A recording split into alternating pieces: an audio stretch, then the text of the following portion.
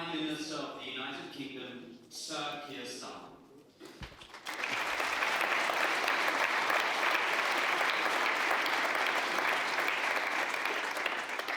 Ursula, thank you for that presentation. It's always a real pleasure to follow you on this stage as we work ever more closely together. Ladies and gentlemen, for many years, for most people in the United Kingdom, war has been remote, something that concerns us deeply, but which happens far away. But now we feel the solidity of peace, the very ground that we stand on, softening under our feet. It is the job of leaders to be ahead of these seismic shifts. Yet that is against the grain of history. Time and again, leaders have looked the other way, only rearming when disaster is upon them. This time must be different, because all of the warning signs are there. Russia has proved its appetite for aggression, bringing terrible suffering to the Ukrainian people. Its hybrid threats extend across our continent, not just threatening our security, but tearing at our social contract, collaborating with populists who undermine our values, using disinformation to sow division, using cyber attacks and sabotage to disrupt our lives, and deepening the cost of living crisis. Now, it's true that Russia has made a huge strategic blunder in Ukraine, and that Russian casualties number well over 1 million. But even as the war goes on, Russia is rearming, reconstituting their armed forces, an industrial base. NATO has warned that Russia could be ready to use military force against the alliance by the end of this decade. In the event of a peace deal in Ukraine, which we're all working hard to achieve, Russia's rearmament would only accelerate. The wider danger for Europe would not end there. It would increase. So we must answer this threat in full. At the outset, it is important to be clear. We do not seek conflict. Our objective is lasting peace, a return to strategic stability and the rule of law. But in the face of these threats, there is only one viable option before us. Now, to break the convention of 1,000 speeches, we are not at a crossroads today. The road ahead is straight and it is clear. We must build our hard power, because that is the currency of the age. We must be able to deter aggression. And yes, if necessary, we must be ready to fight, to do whatever it takes to protect our people, our values, and our way of life. And as Europe, we must stand on our own 2 feet. Now, that means being bolder.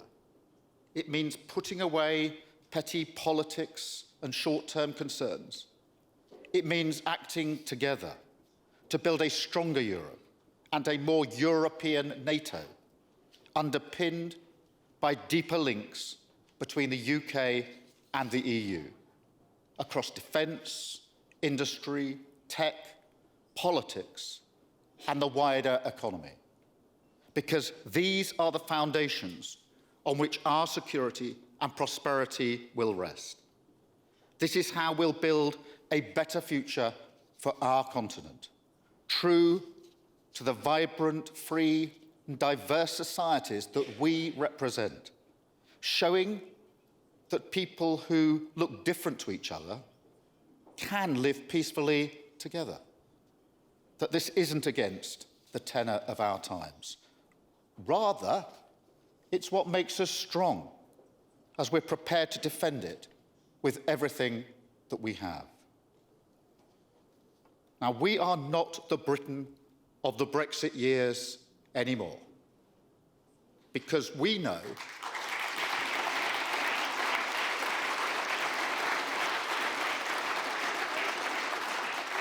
and that is because we know that in a dangerous world, we would not take control by turning inward.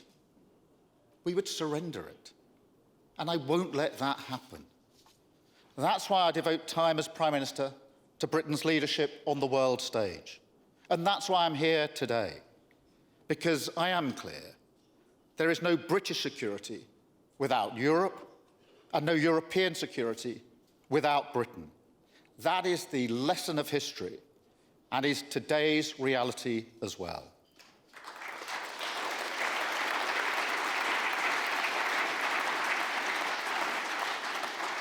So together, we must rise to this moment. We must spend more, deliver more, and coordinate more. And crucially, we must do this with the United States. The US remains an indispensable ally. Its contribution to European security over 80 years is unparalleled, and so is our gratitude. At the same time, we recognise that things are changing.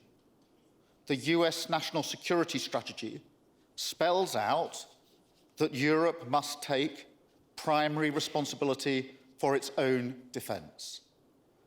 That is the new normal. Now, there have been a series of thoughtful interventions about what this means, including the argument that we're at a moment of rupture. Now, I would agree that the world has changed fundamentally and that we must find new ways to uphold our values and the rule of law.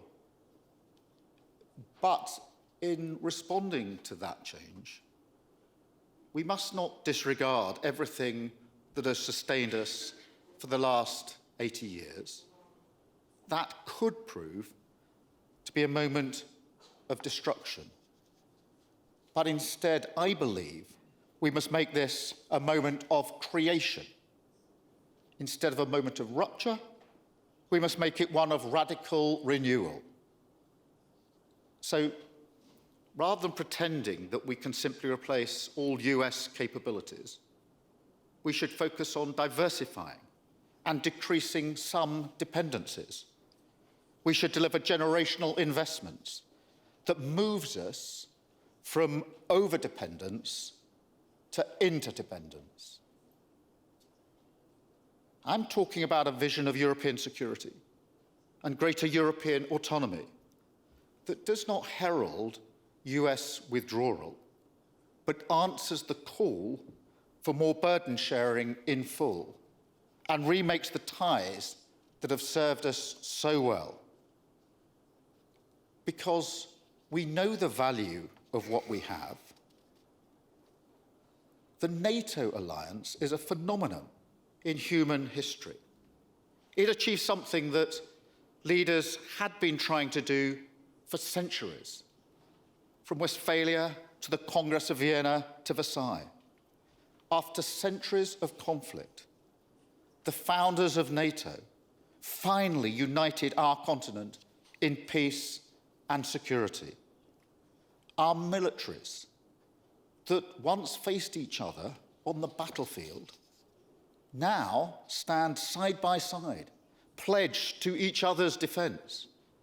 It is the shield over our heads every single day. Now, while some on the extremes of our politics chip away at this alliance, we defend it. I am proud that my party fought for NATO's creation. What our then Foreign Secretary Ernie Bevan called a spiritual union of the West. And we've shown our fidelity to that ideal, asserting each other's sovereignty, as we did on Greenland, and crucially, coming to each other's aid under Article 5. We fought together in Afghanistan. at terrible cost to many in my country and across many allied countries. And so I say to all NATO members, our commitment to Article 5 is as profound now as ever. And be in no doubt, if called on, the UK would come to your aid today.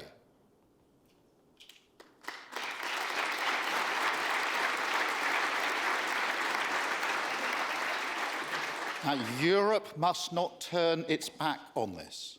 Instead, we must move forward together to create a more European NATO. As I see it, Europe is a sleeping giant. Our economies dwarf Russia's more than 10 times over. We have huge defence capabilities. Yet, too often, this adds up to less than the sum of its parts. Fragmented industrial planning and procurement have led to gaps in some areas and massive duplication in others. Europe has over 20 types of frigate and 10 types of fighter jet. We have over 10 types of main battle tank, whilst the US has one. It's wildly inefficient, and it harms our collective security. Now, the US security umbrella has allowed these bad habits to develop, but now we must break them. And we have shown that we can coordinate to great effect, as Ursula has just set out, supporting Ukraine in a way that Putin never really imagined, creating the coalition of the willing, which now covers almost all of Europe, as well as Canada and our friends in the Asia-Pacific. And going further in our support, with the UK announcing over £500 million this week for more air defence for the Ukrainian people. To meet the wider threat, it is clear that we are going to have to spend more faster. And we've shown our collective intent in this regard as well, with the historic agreement to increase spending to 5% on security and defence. And we're prepared to explore innovative solutions. So we're stepping up work with like-minded allies on options for a collective approach to defence financing to help accelerate this vital investment. And as we increase spending, we must use it to its full potential. We must come together to integrate our capabilities, spending and procurement, and build a joint European defence industry. I welcome the steps that have been taken so far, which could allow us to participate in the £90 billion euro loan to Ukraine. I hope we can work together like this going forward. Because, look, the logic of defence is solidarity and collective effort, not market access. In a crisis, our citizens expect us to be ready. So we need to deliver a step change in collaboration. And I'm proud of the work we're already doing together, delivering cutting-edge drones with Ukraine, developing next-generation long-range missiles with Germany, Italy and France, working with our JEF allies to protect our northern flank, doubling our deployment of British commandos in the Arctic, taking control of NATO's Atlantic and Northern Command in Norfolk, Virginia, and transforming our Royal Navy by striking the biggest warship deal in British history with Norway.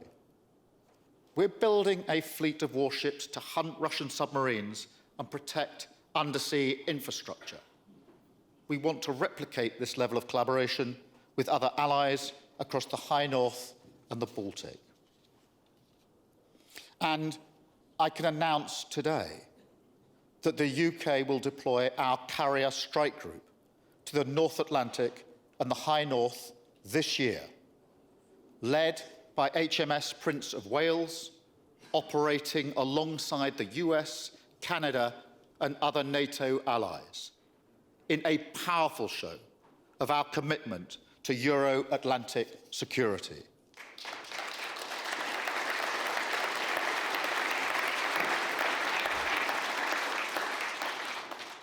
That is also why we're enhancing our nuclear cooperation with France. For decades, the United Kingdom has been the only nuclear power in Europe to commit its deterrent to protect all NATO members. But now, any adversary must know that in a crisis, they could be confronted by our combined strength. It shows beyond doubt how vital it is that we work together. So we must also look at what more we can do with the EU. We must go beyond the historic steps that we took at last year's UK-EU summit to build the formidable productive power and innovative strength that we need. British companies already account for over a quarter of the continent's defence industrial base.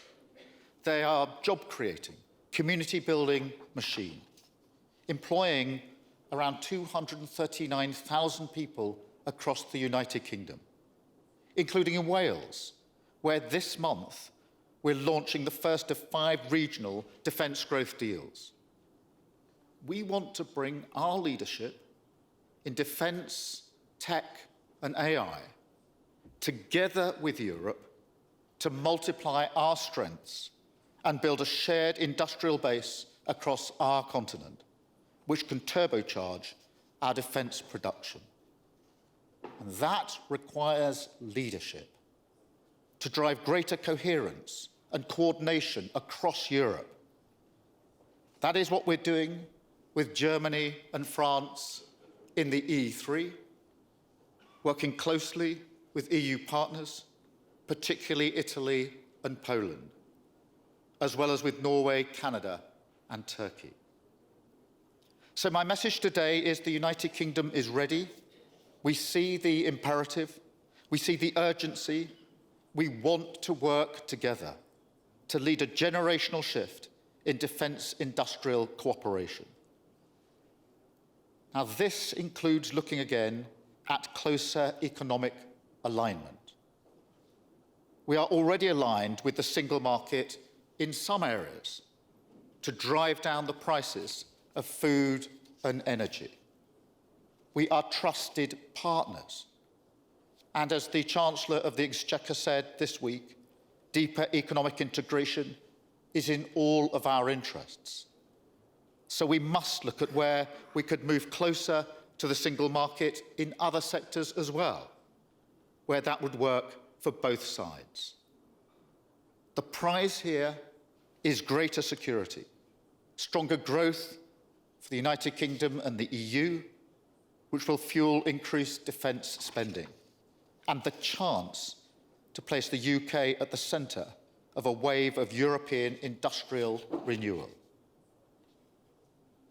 I understand the politics very well. It will mean trade-offs, but the status quo is not fit for purpose. And to me, there's no question where the national interest lies, and I will always fight for what's best for my country. I started today talking about avoiding the mistakes of the past, like delaying action or fragmenting our efforts. But there's something else. In the 1930s, leaders were too slow to level with the public about the fundamental shift in mindset that was required. So we must work harder today to build consent for the decisions we must take to keep us safe. Because if we don't, the peddlers of easy answers are ready on the extremes of left and right, and they will offer their solutions instead. It's striking that the different ends of the spectrum share so much. Soft on Russia, weak on NATO, if not outright opposed, and determined to sacrifice the relationship we need on the altar of their ideology. The future they offer is one of division and then capitulation. The lamps would go out across Europe once again. But we will not let that happen. If we believe in our values, in democracy, liberty, and the rule of law, this is the moment to stand up and to fight for them. That is why we must work together and show that by taking responsibility for our own security, we will help our people look forward, not with fear, but with determination and with hope. Thank you very much.